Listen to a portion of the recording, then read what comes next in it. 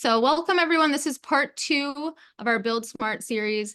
We're going to be covering, as Tim mentioned, 700 to 900 square feet, which has come to be our most popular size ADU or small home. It can be standalone as well. And if you missed part 1 in the series, we do have that up on our YouTube channel right now. Part 1 with the largest homes, 900 to 1200 square feet. And then after this event, tomorrow morning, I will be emailing out everyone that's attended.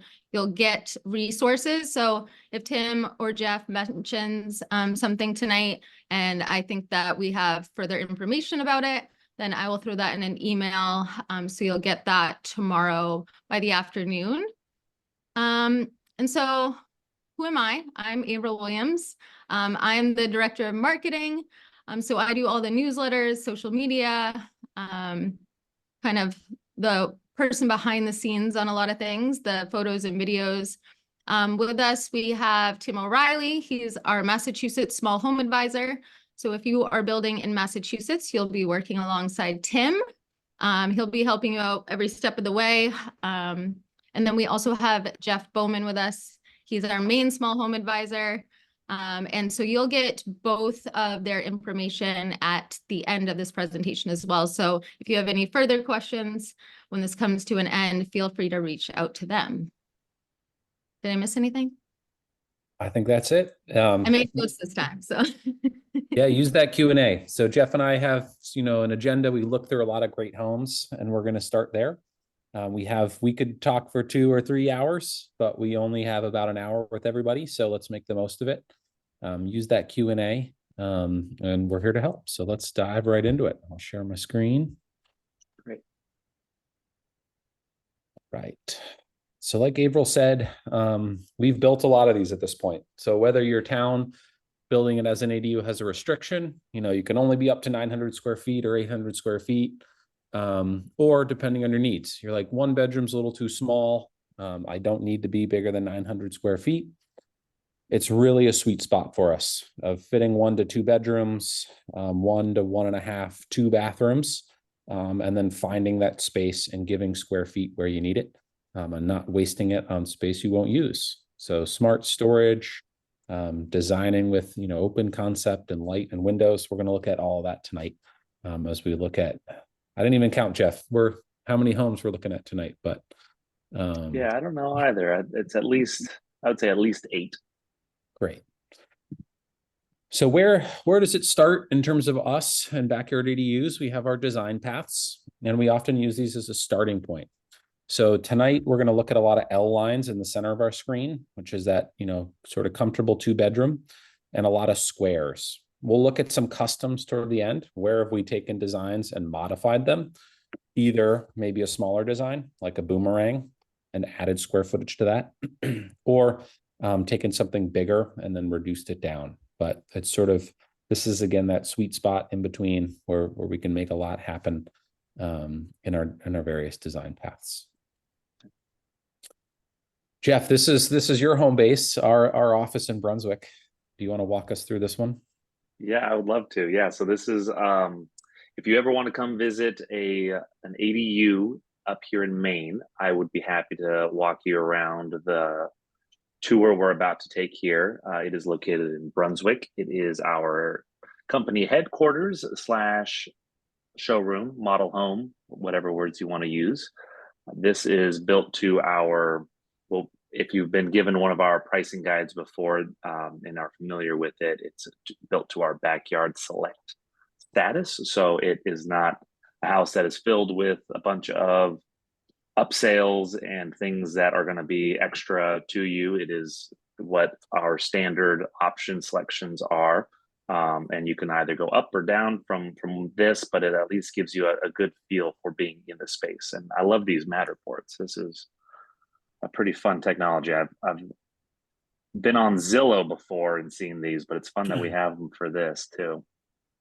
So it's really helpful. We're gonna look at a lot of floor plans tonight and photos, and the Matterport helps that bridge if you can't get there in person to get a better sense of that 3D space.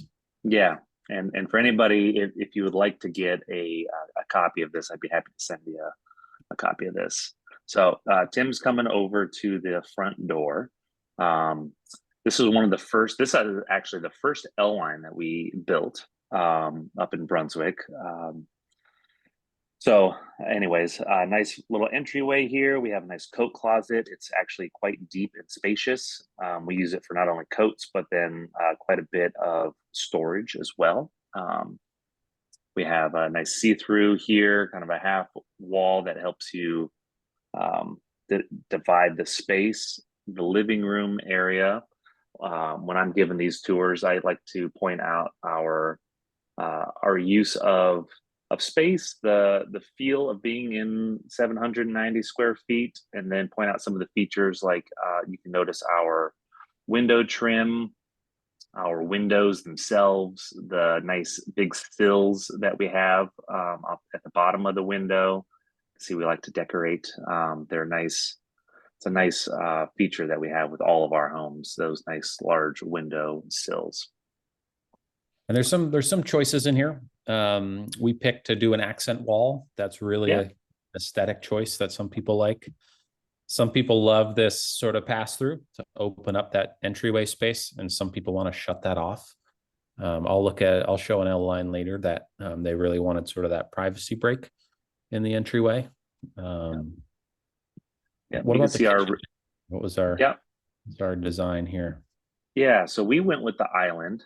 It's got two overhangs, two bar stool overhangs, which we'll have company meetings actually at that table there, or island, and we'll fit 6 to 8 people standing around that, and it doesn't feel too cramped. I really like how this is a full-size kitchen, and it feels like a full-size kitchen when you're in there.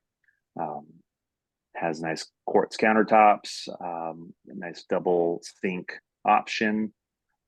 These are, we decided to omit the window above the sink, which I think is maybe an oversight, but we can definitely add a window if you choose to have that. And looking out into the front yard, this 3-bay window, I have so many people that say, "Oh my gosh, I love your guys' design," and specifically this window. This window is what drew me to you. This is why I'm here with you, and I've actually had quite a few customers that have that love this nice big 3 Harvey double hung window. So whether you want window really grills or that house, it really does, inside in, inside out. People want to build and design with light and the elements in mind, and this house does a really good job of showcasing that. So this is the primary bedroom. It's now our office, but I liked it better when it was in this arrangement as a bedroom, because you can see what a queen size bed looks like in here. It features a nice lower window to the right, so it's our larger window bank. Deeper, taller window bank. It has the nice transom above the bed there, which is a really nice feature. And that one's actually a casement, so it does open up. Huge closet space. Again, we use this as a model home, so there's just a bunch of in an office, so there's a lot of paperwork and things like that in there right now. But really nice feature for a really big storage space. And then there's plenty of room in this corner for a bureau or a chair to put on your shoes, or craft space. We actually have, you can see in that corner there's a coaxial cable for a TV if you wanted to do some kind of corner mount TV. And again, you can see our recessed lighting throughout the room, which is nice. And this one, that room features a pocket door, which is nice little showcase. That's the marriage wall, so you can see that casement is a little wider than the rest of them, and that's because how we build modularly. That's where the two structures got married together and blend together. And then it features a nice pocket door, which is just again kind of a showpiece. We have the bathroom and the office here. The bathroom is, we can go to the office first. Let's go to the office first. Tim's navigating me through this. So this was our office. This is now the bedroom. But this is a little smaller than the primary that we saw over there. Still spacious, still can fit a queen size bed, still has a good amount of closet space. We have the crawl space access. We have our classic 18-inch shallow frost protected crawl space foundation system with this house, and the crawl space access is in the closet, which is pretty typical for the way that we build. Through the door, you can see the electrical panel. We had put a cabinet cover on top of it against the wall there, which is just a nice way to hide that while still being accessible. And then this is 790, is that right? 790? 790 exterior. Yep. Okay. Exterior dimensions. We'll look at one later that we done a couple years ago, and I think it was about 810. So about 20 square feet of difference. Same sort of L-line shape, and they just basically added a little more space to this bedroom. So if you're going to use this as an office or a guest space, 790 could work. But again, you know, where do you want to add square feet if you do? The folks that I'd work with really wanted 2 full-size bedrooms, and they gave some extra square footage here to make that fit their needs. So there's some flexibility within the design and the total square foot number. We'll see quite a bit of L lines. We have like 3 or 4 different L lines that we'll go through tonight, showing our different options, and they vary pretty widely. That 1 bedroom, the office is actually quite small. Relatively, it's not a full size. I would say it's good size for kids. So the bathroom, standard features, we have tub shower combination. If you wanted a tile shower, we could do that. We have the transom above the shower, which is always nice to get natural light in there. Our standard ADA compliant comfort height toilet. And we decided to match the flooring from the rest of the house to the bathroom floor in there. The vanity can change drastically and wildly if you'd like it to. Everything is quite customizable to what it is that you're looking for. So this is just a example of what we did when we are on our first L line. So we decided to, great. What's the difference between exterior square footage and livable square footage? Yeah, so livable square footage would be, it depends on how the town clarifies that, but typically livable area would be limited to, it would exclude things like closet spaces or porches and decks, any kind of non-conditioned space.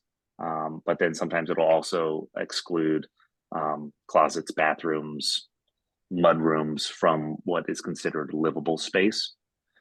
That is definitely a topic that gets talked about quite a bit with building ADUs, is how the town defines what their rubric is based on. And then not only what is written down, but then what does the local code enforcement think? Because sometimes those things are different. How are they gonna define it? Yeah. How are they defining it? That's really the key there. Town say it's, you know, outside of your studs to outside of your studs, or outside of sheathing to outside of sheathing, or they're just counting, you know, what's on the inside. So yes, we'll do our due diligence to figure out exactly how your town defines it, and basically what we need to show and go through to get it all permitted and make sure it's kosher. Yep, exactly. Was also asked, you mentioned crawl space. What is the minimums or typical depth and height of a crawl space? Do you use slabs at all? And what about frost protected shallow foundations? Okay, great. So our crawl space is a frost protected shallow crawl space that has a slab and is typically about 18 inches in depth.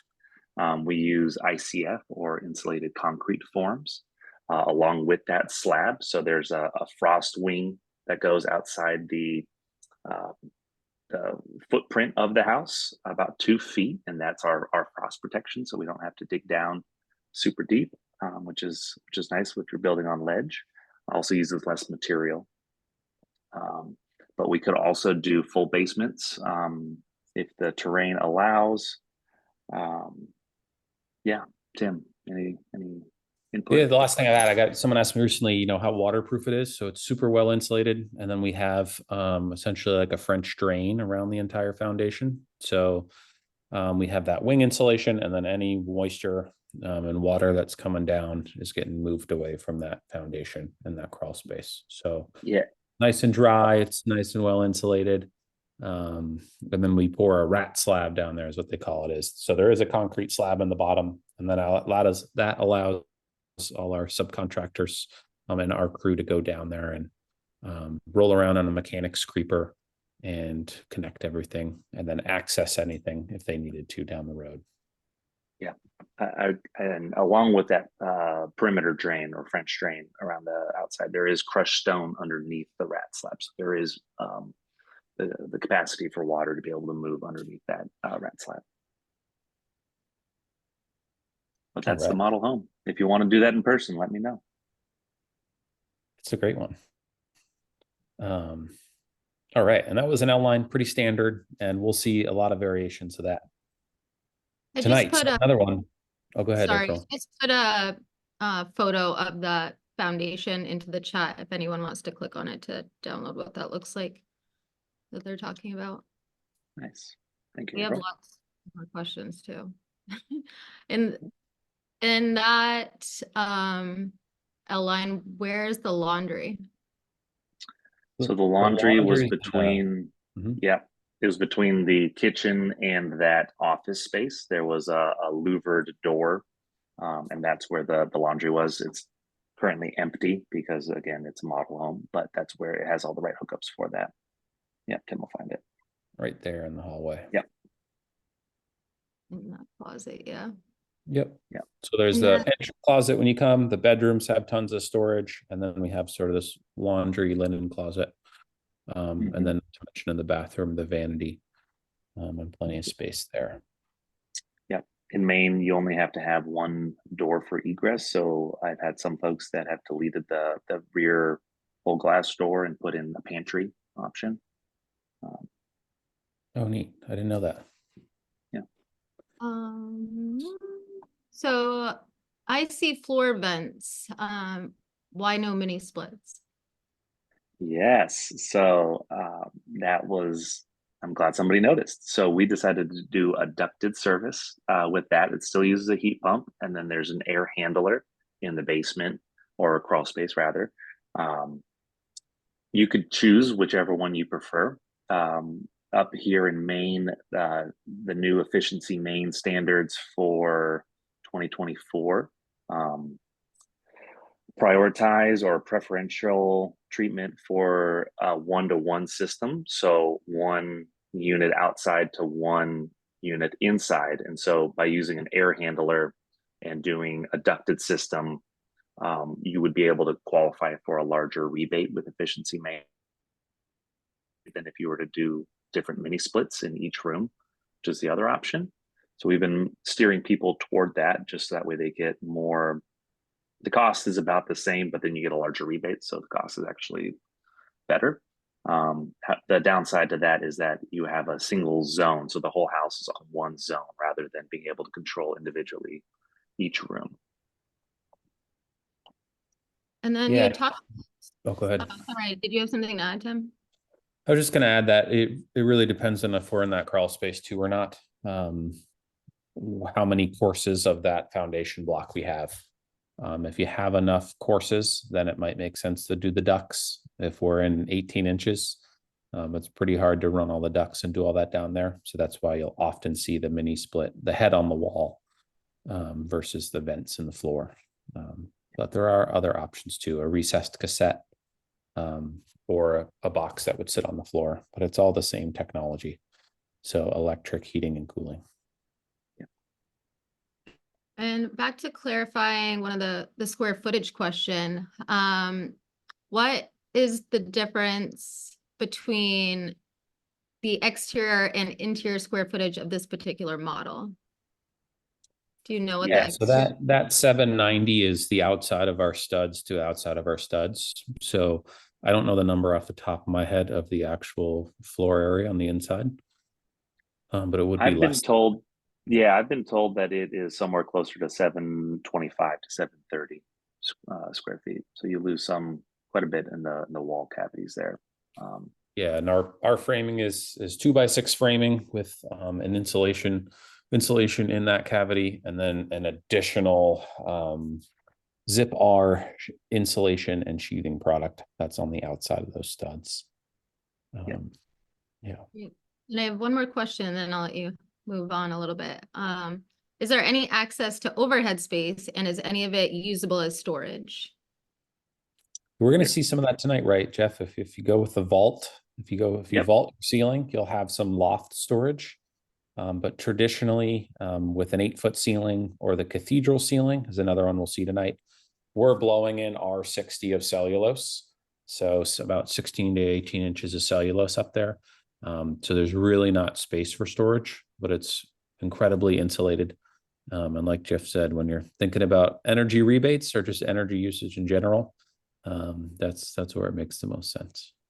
Yeah, we can, during the design phase, we can weigh out the pros and cons of what kind of roof system you want to have, whether it's vaulted or a standard drop ceiling or cathedral ceiling, as we call them. It really varies case by case.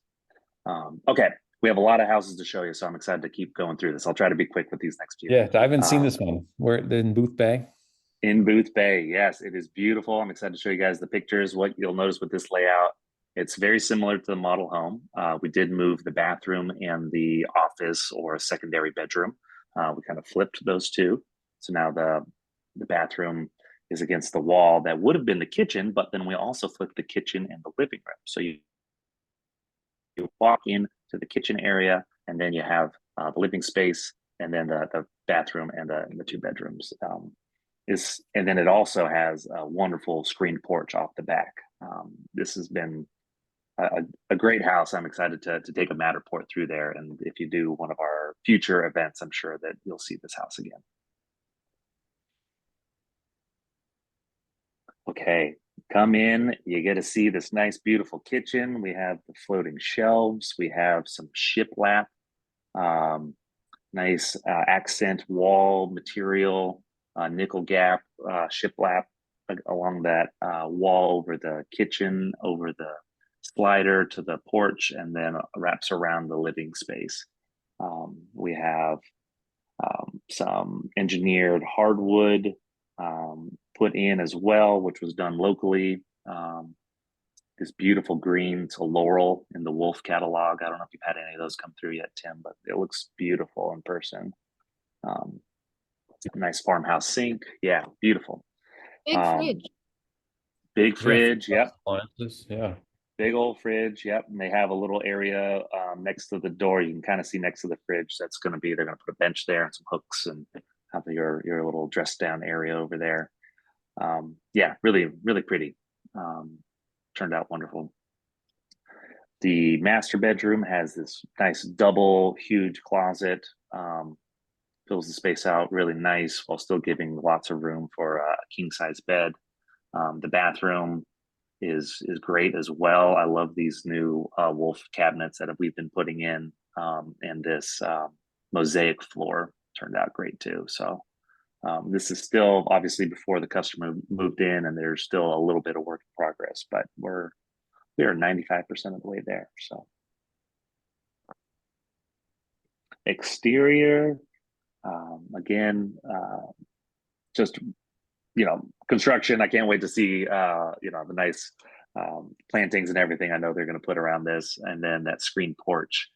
We actually have the screen door up there now, but there's supposed to be a screen door there, but the screen porch turned out great. So this was all done by us, and just turned out great. Cool. Well, this is another outline. 810 square feet. So our office was 790. How many was this, Jeff? This was 800, right? Yep. About, and this is like 810. So little increments here, still in the outline. But where does it matter? This is that one I was saying, hey, they added more space to the bedroom. So each bedroom had plenty of space for a queen bed, for hobby space or puzzling, and for extra furniture, but still having closet storage. She elected here. We were designing with aging in place in mind. So we gave a little extra space in the bathroom here too. So you see we had space between the shower and toilet. If she's ever in a walker or has a caretaker, someone else is there. There's just extra space to be able to maneuver and get around and make it comfortable and cozy for her for a long time. I kept on here, you see at the edge, at the ends of each part of the L, there's these notes about an expansion, and that is how this L shape can move.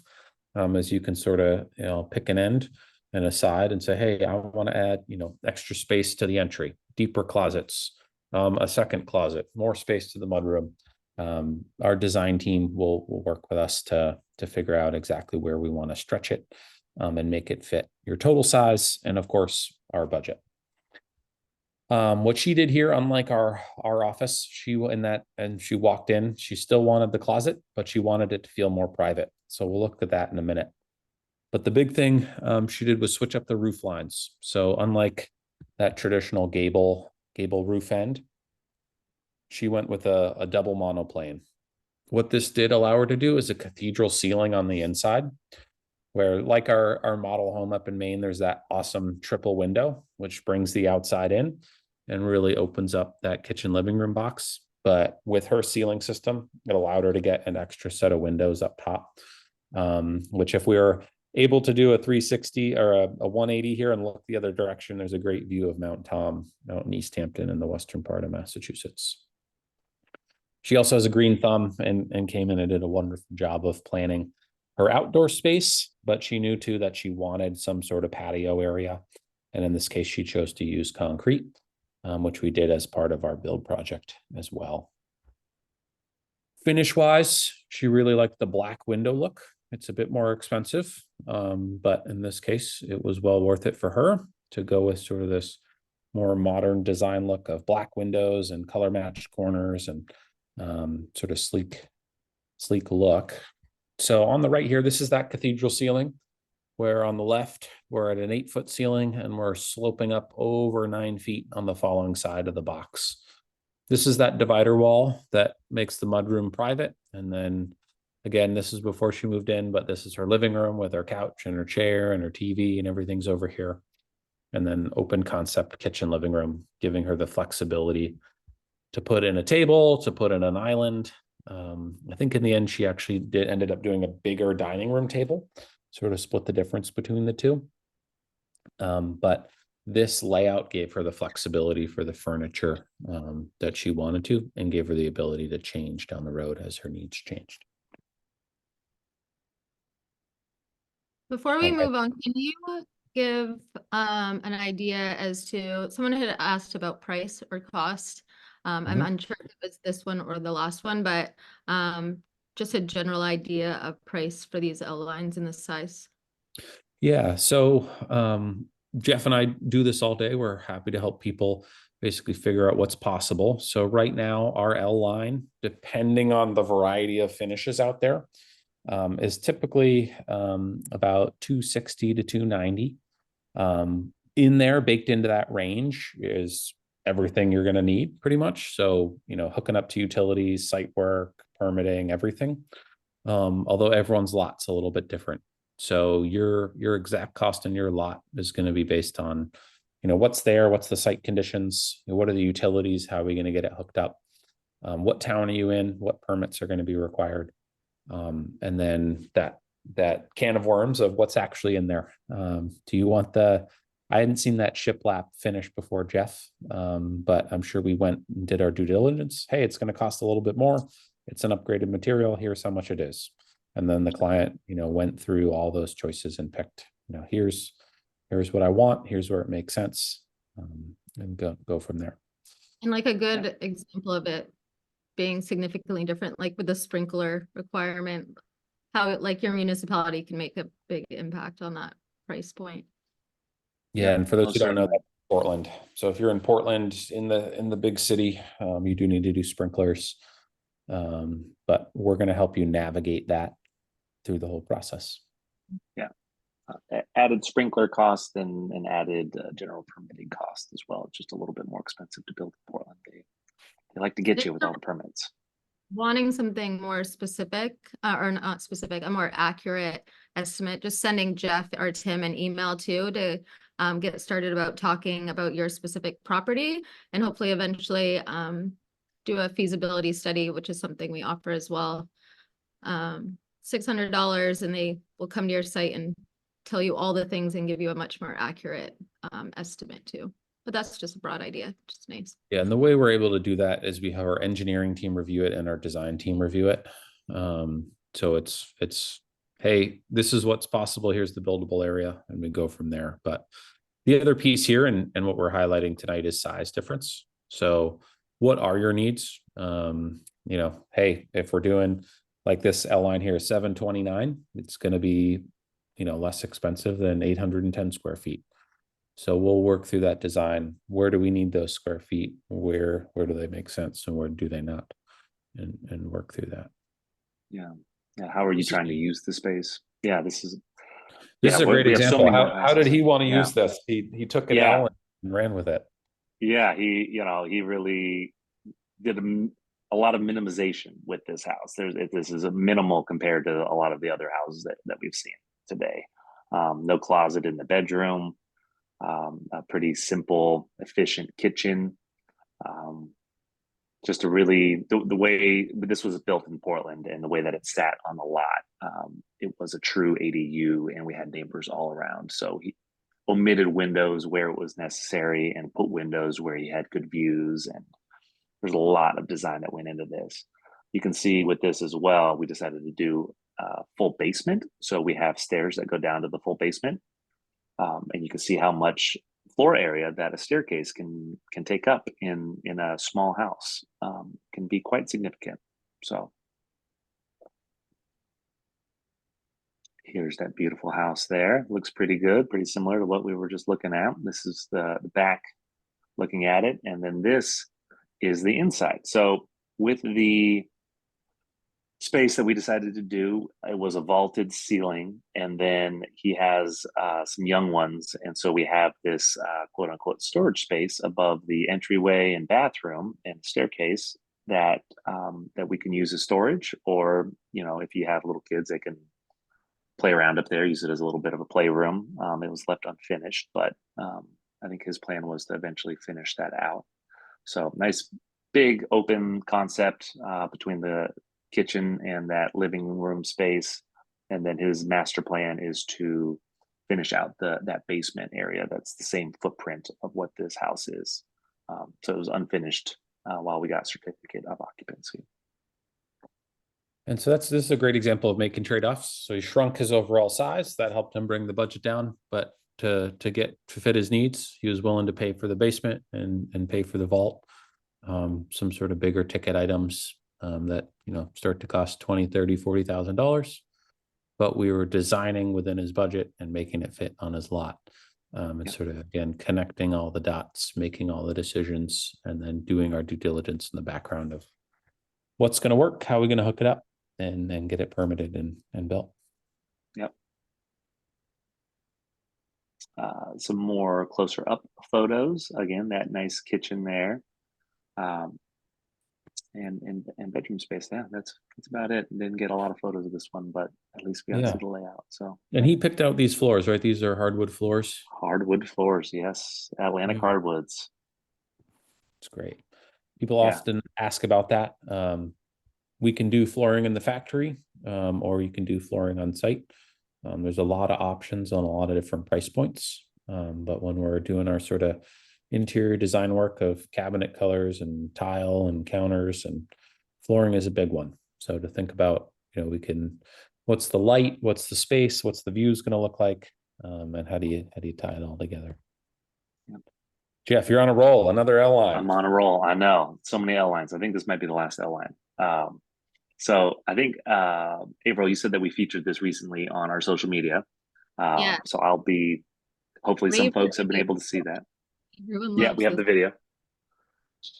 Yeah, this is another beautiful one out in Booth Bay. Is a 1-bedroom, 1-bath. I think it turned out phenomenal. They were great to work with. Yeah, the front actually has the front porch. So the L the way that this is oriented, you come through the covered porch, which is different layout than normal. And with this house as well, we have instead of a second bedroom, we have the bump out space being a living room area with a bay window that overlooks a beautiful view of the landscape up there. So nice, wide open, really nice finished selections. This was a fun project. So they basically, they prioritize living space over that second bedroom. Is that Yep. This is a true ADU. So if they needed to have more bed space, they have kids, so you can roll out a sleeping bag or convert the pull-out couch. But there's also places to sleep in the main house as well. So there it is. Wow. That's the back view. Yeah, it turned out great. There's the front view of the screen porch there, and when you walk into the living space, you get a view the wood fireplace there. Nice big open living space. I really love the floors that they chose. Yeah, it's just beautiful. Cool. Wanted to prioritize certain aspects. This is almost a 180 view, so you're looking at the kitchen and then you turn around and there's the living room space. But the really nice finishing choices, great layout. The eat-in bar peninsula, I think, was a great touch. And then again, floating shelves, which was done on site. And then down the hall to the bedroom. Here's a view of the corner of the bedroom. I'm not sure if I got photos of the bathroom, but the bathroom has some really fun tile and looks great. It's on the next one. Yeah.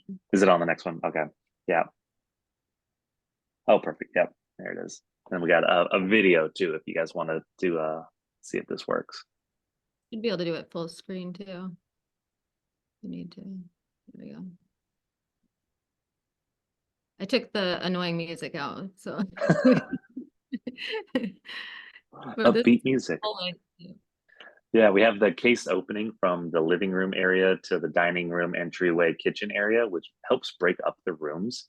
That was a specific design choice that we specifically wanted to make. Otherwise, we could have had it go all the way up to the ceiling, but to break up those two rooms just makes the spaces more individual and feel better. And are those hickory floors? What was that? Sorry. Tile floors. Is this hickory floors? Is this what they chose? Yeah, it's like a contractor grade, or I forget the exact term, but they're beautiful. I don't know if it was hickory. All right, don't mean to put you on the spot. I have someone else. Yeah. Too many. Yeah. I was just noticing the windows, like when you are walking out of that bedroom and you can see through like 3 sets of windows and still see the trees on the other side, like having the around. It's awesome, all the window space. I'm excited that spring is going to be here, and I'm excited to take the Matterport up there and get some good, like with spring and all of the greenery and the trees. That's going to really look pretty awesome, let alone their furniture in there. Oh, yeah. Okay. There we go. All right. Well, we've been hammering the L line. It's not the only thing we build. We can do the square. These are some of, I think they've been around the longest as well. We've built a lot of them, and there's a lot of flexibility there as well to scale as needed. So this one here is 790, right around 800. You can shrink the square and have it be more of a sort of oversized 1 bedroom in that 700 range, or expand it. I mean, we built squares that are 1,200 square feet. So there's a lot of different options. This one was in Harwich on Cape Cod. She was retiring and wanted to downsize. So she knew she needed a lot of storage. Storage was a priority. And then to have her 1 bedroom and her office. So when I say there's a ton of storage, this kitchen is just packed full of cabinets, both upper cabinets and lower cabinets, where she has a bunch of storage and everything that she needs. And then, like Jeff had mentioned, the marriage wall earlier, where our 2 boxes come together, it's just packed full of storage. So in her bedroom, closet hanging storage, but also space for bureaus or furniture storage, linen storage in the hallway, and then her office as well. Just a ton of storage. So she took the standard model, prioritized it to what fit her needs. And then she even added a couple little custom features like her portico. So her entry portico, our carpenter Tommy builds these, and they're gorgeous. So she found those little areas to say, hey, we're gonna stick with this square model. It's gonna check all the boxes and fit my needs. But let's find those little areas to have. I like that she put the washer dryer in the bathroom. I think that's a nice feature. I find some people are totally okay with it, and other people are diametrically opposed. So we can fit it in a lot of different spots. Then we should do a poll of like, do you prefer? Yeah, exactly. Yeah. Let's start the webinar. Yeah. So she was did a great job of decorating this. Again, tons of storage in this kitchen for everything. She snuck in that 18-inch dishwasher, which I've come to love. You can still fit everything in there. She prioritized her peninsula space for both, chopping and storing. But knowing that, hey, a small table is what I need. I don't need a huge table, but she could fit everything in there. And then a really comfortable living room with these great views out back, where she's planted gardens, and it's going to have a patio, so she can walk out the door and enjoy summer on Cape Cod. This is that storage down the middle I was talking about. So 2 closets here, all the storage that she needs, vacuums, brooms, paper products, everything. Here's her office. She knew in that design phase, the bookcases were paramount, and then fit in her desk space. And then along with, again, more closet storage. We chose to orient this one towards the road so that her bedroom was in the back and would be more quiet and private. And then trade-offs, just knowing, hey, I'm prioritizing my living space. I'm okay with having, the washer and dryer in the bathroom. Her walk-in shower with the glass door, and then just a pretty straightforward with extra storage around the vanity. So not only is it wider, which gives you bigger drawers, but just storage on that horizontal counter space. Mm-hmm. Medicine cabinet. Yeah, we try to prioritize where we can. So much storage because, yeah. Exactly. And then built-in storage and then furniture storage. So she planned on all the pieces to have along with, the closets. So everything is in here. Closets. It's like a dream. They'd be empty for me, but all I wear is backyard ADU shirts. But that yeah, right. My personal kitchen is double that size at least, and has probably half the cabinet space, which is crazy. This is that mini split on the wall. So this is what made the most sense here, is each room has its own head and the remote control, and she can climate control as she chooses in each space. But this is a square. It's a great introduction. 800, what was that? What did I say? 790. So sort of right in the middle. You could shrink it a bit. You can make it bigger. But we're gonna be able to find those ways to make it fit what you need. Great. All right, let's go back to Nice too, because it kind of gets rid of that hallway space that sometimes can get wasted if the hall is like too long, Exactly. Yeah, I think they did a good job with that. It's really hard to wrap your head around often. What does 790 feel like? What does 810 feel like? When we're designing these small spaces, we're eliminating square feet that in a 2,000 square foot house you need. You need hallways to get around to 3-4 bedrooms. This is her hallway space right here. It serves as storage space. In our case, it also serves where her electrical panel is, where her ERV is. But also with that cased opening, it feels much bigger than what it is. So Can you tell from that what size the bedroom closets are? yes. So we're 29 and that's a 4-foot opening. So she's got 25 linear feet essentially of storage minus some interior wall space and door space. Yeah. That's The a bedroom back of the closets are envelope. about 10 feet and 8 feet. Oh yeah, here's a great map. 8.5 is the office, and yeah, 10.5 in the main bedroom. Mhm. And then when and how do you perform the blower door test and results question mark? Yeah, so for those of you that are building in Massachusetts, we're following and meeting all codes. So we hire a third-party independent energy rater who's doing a preliminary report before we build, and then they're doing the final report. So once the house is there and it's built, part of that energy analysis is this blower door test, which is measuring how much air leakage is happening in our building envelope. So that gets done towards the end of construction. Building code on the scale of air tightness is a 3. A lower number is better. Our houses typically from the factory are coming in around 2, like 1.9, 2. And those of you in Massachusetts, again, our houses to get between $10,000 and $15,000 back in mass save rebates need to be at 1.5. So we do some additional air sealing to get that 1.5 number on the blower door or lower. We just finished a house and I think they were at 0.9. Wow. So that not only gets them the rebate, which is great to get a check in the mail for, I think they're going to get about $13,000 back. But we're using all the right insulation, but that air, there's not air leaking to the outside. So we have a great thermal envelope. But yeah, we coordinate and manage all that as part of our projects. In Maine, you're not required to do that, but we build to that standard anyways.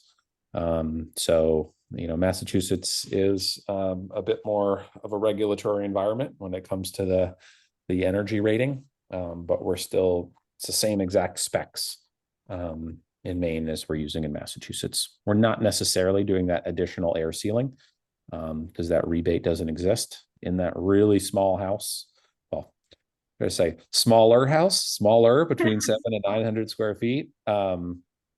The difference between a 0.9 and a 1.9, it's a really energy efficient house. We're talking micro penetrations like in the backs of outlets where the wires come in.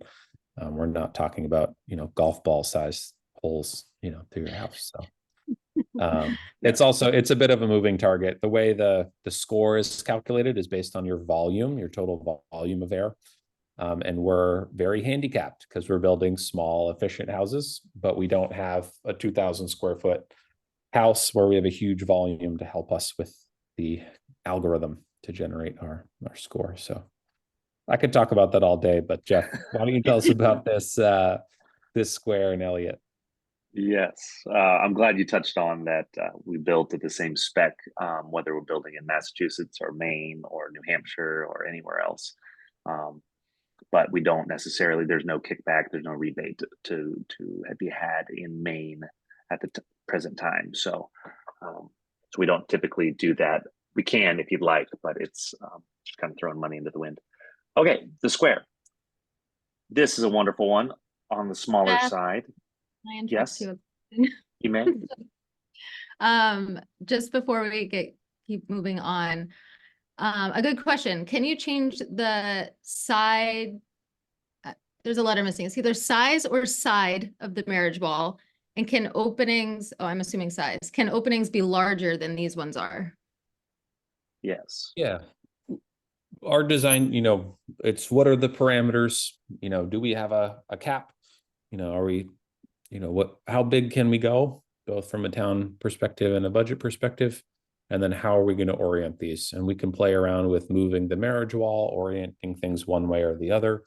And then in terms of the overall width of that opening, we went, what was that L line in Booth Bay? They had a fantastic opening.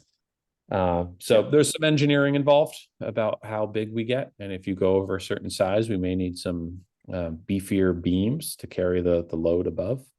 But we'll work with you in that design phase to figure out what makes the most sense.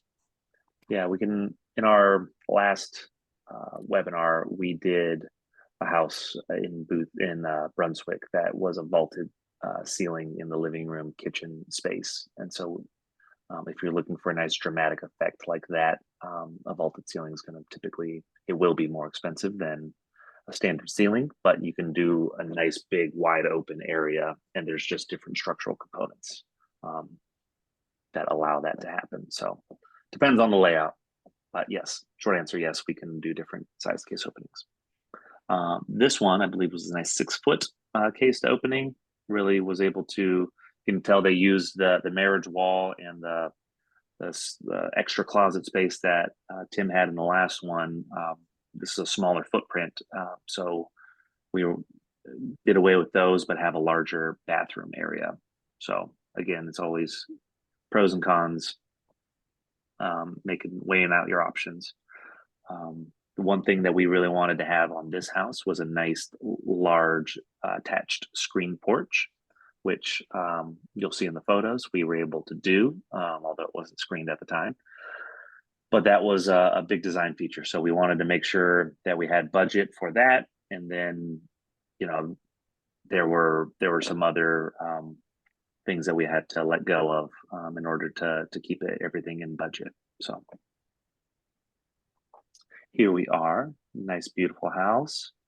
That nice, beautiful, big screened porch and deck out there to be screened, but it's nice and big and has great views. And this house, this ADU, it's a true ADU, was placed in between 2 family members, so a daughter and a niece. So and lots of grandkids all over. So she wanted to have her grandkids on that porch. Inside, we have a nice open concept living room, kitchen, nice finishes in here. We decided to go with a pantry, a doored pantry, drywall. And then on the right side of the fridge, which is cut out, but there is room for storage of her brooms and vacuums and cleaning supplies. That was a nice add there as well. So the bedrooms, again, we did all of this before they moved in, and I've been there since, but have not taken good photos. I feel odd taking photos of people's houses once they've actually lived in it and have all their stuff up sometimes, but I need to get better at taking photos while I'm there. But they have, it fits perfect for them. So they're able to each have good sized bedroom, good sized beds, everything they need. And then they have lots of storage. Not only in the house, you can see the closets, but then they have actually 2 sheds on site as well. So they have lots of storage out there that they decided to prioritize as well. And that beautiful porch. And there's that beautiful porch. Yes. It was nice that we were able to do that at the factory.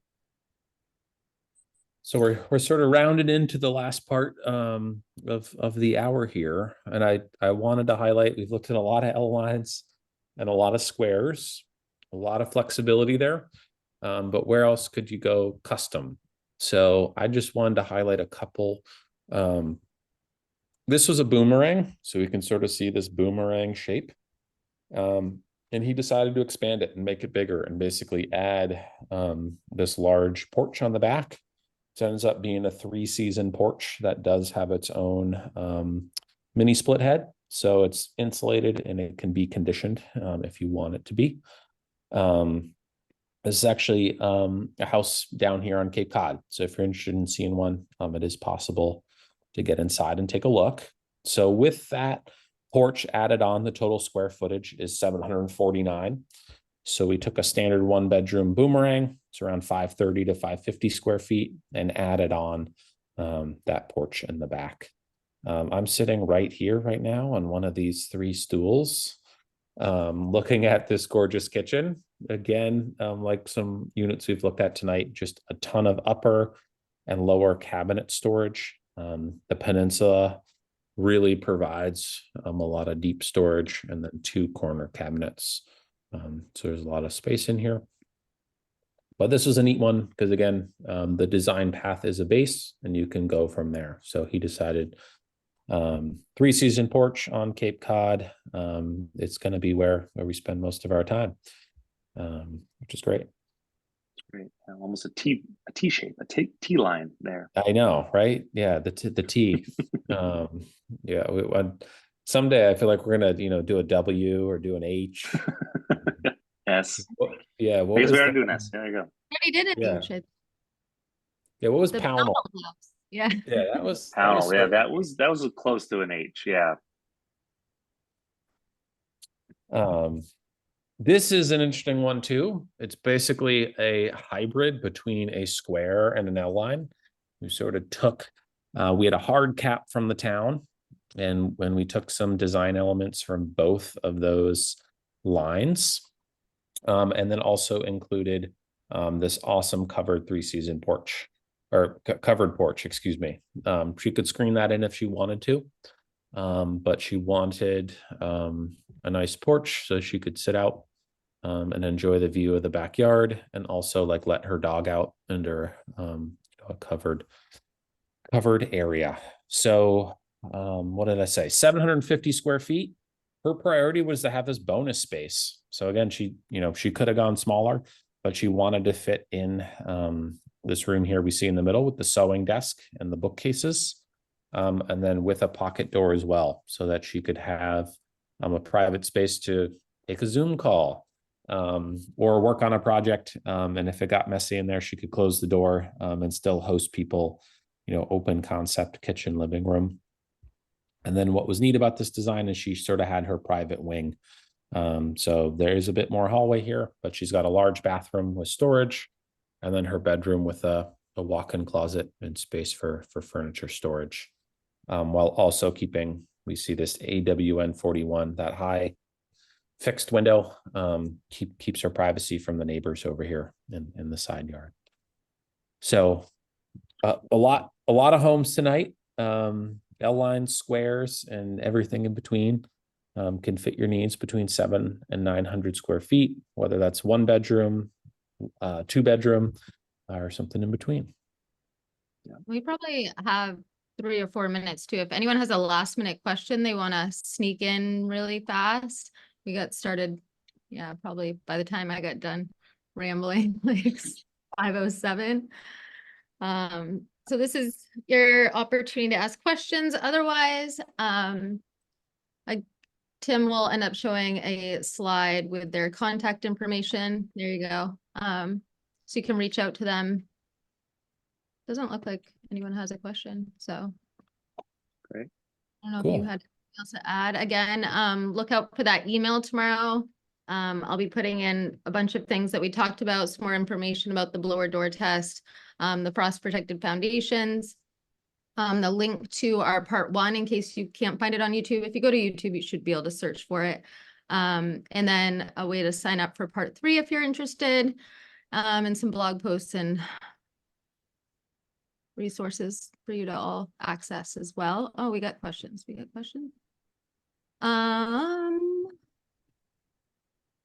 Oops, I was in the wrong screen. Where's the marriage wall on the last one, the last house? Yeah. So that's actually sort of checks 2 boxes. We can look at this span. This span is 12.5 feet. That was a question that came up earlier. That was, I believe, an upgraded beam up there, but it allowed, again, that open concept kitchen, living room. But the marriage wall is along the center here. So the hallway, closet, and covered porch and living room was 1 box. And then this marriage wall down the middle had bedroom, bathroom, bonus room, kitchen on the other. And so you can't really see it from the outside, but our marriage wall was sort of offset here down the middle. And then it lended itself to this double gable look. Yeah, that's why we call it a hybrid between a modified square L line, because it has that marriage wall like a square, but it looks more like an L. And then, oh, I guess along these same lines before we change topics, what's the max width that you can build for each side? So it's a great question. And it does go back to that question of spans and how we can lay things out, because we can, if we, are designing, we could also invert and switch which way our boxes are running and where our rooms are. That actually ended up happening here with our boomerang, where the boomerang normally comes in 2 pieces, but with that T shape, the long box came as 1, and then we put the T onto the side. So there are ways to manipulate shipping widths. Our max shipping width, what you can go down the road with, is 16 feet outside to outside. That does include some of the roof overhangs. So we're often, when we're talking about our stud to stud, outside to outside shipping width, it's 15 feet 3. That's an oversized load. A lot of what we're doing is 13.3. You can go smaller than that. I'm working on a project in Western Mass where it's 2 12-foot boxes. You could even do 10. So there's a lot of variability in there. And then Jeff, I just learned this the other day. If you're a customer in Maine, you can actually ship 18. Was it 18? Yeah. I was about to say, yep. So there is some variability there. It does range geographically, and sort of putting their designer hat on. There's a lot of way to manipulate those variables to prioritize what you want. Yep. Make it work. And our 2 final questions are nearly the same question. How long does it take to build on average, and what's the timeline for construction on some of these projects shown? What's fantastic is this house gets built in normally less than a week in the factory, but it takes a lot of time, effort, and planning to make sure it's all built right. And then once it arrives to site, it'll typically take 6 to 8 weeks to finish. So looking holistically at the whole project, Jeff and I, our job is to set really great expectations. So I tell people plan on a year. Although we just finished a house and they first came to us last August. So what is that, 9 months? So it can happen faster, 8, 9, 10 months. But there's a lot of work that goes into making sure that your house can be finished on site in typically about 8 to 10 weeks. So do we offer factory tours? We do not. We cannot offer you a factory tour. We wish. Too many hard hats, too much liability. So, but we offer tours of the houses that come out of the factory. So, if you're in Mass, reach out to me, or if you're in Maine, reach out to Jeff. We always have projects under construction, as well as our model homes. So. And even the builds, some of the builds we've done, like neighborhoods will come out and watch the build actually happen and like see the boxes come out, which is kind of fun. Like you guys came from a set day today, right? Yeah. Did you meet the guy today, April? Yeah. The neighbor guy. Yeah. Yeah. Well, there was stood out there in the rain with us. Yeah. Oh yeah. It was great. Yeah, there was one set, the other Portland one. Oh, it was the one with that you showed with the loft. Yeah, they had the lawn chairs out. All neighbors the across the street. neighbors had their lawn chairs out, brought food and drinks. Big gulps, and yeah, it was funny. Yeah. We start early on set day. So great. Awesome. I thank everyone for coming. Thanks, Tim and Jeff, once again. Again, reach out with any questions that you have. And otherwise, hopefully we'll see you all in 2 weeks. Great. Happy night. For the smallest homes, right? 2 weeks. Smallest homes. And if you're on Cape Cod, mark your calendar. May 21st. We'll be on the Outer Cape. Great. Yep. If you follow us on social media, we'll have more information about that Cape event as well. So hopefully we'll see you all in one form or another. All right. Thanks, guys. Bye, everybody. Have a good night. Bye.